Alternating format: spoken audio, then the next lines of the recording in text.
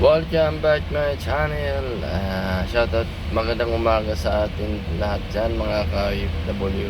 Shoutout dyan sa Pinas, sa sulok ng mundo, especially sa my family. Shoutout dyan sa mga OFW, mga kabaro kong mga ka-59 sa ibang bansang isang OFW security, at saka sa Pilipinas na security.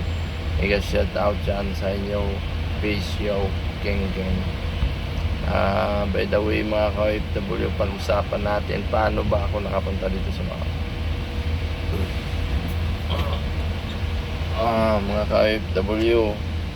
Yung sino nangangarap mag-OFW bilang isang security,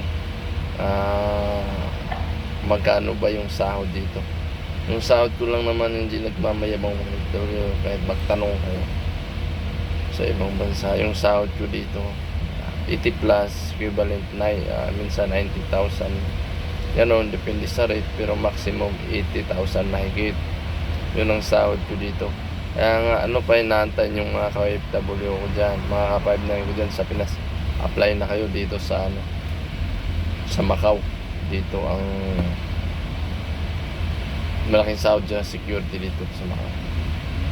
Kaya nga, tips ko sa inyo mga ka-59 dyan sa Pinas,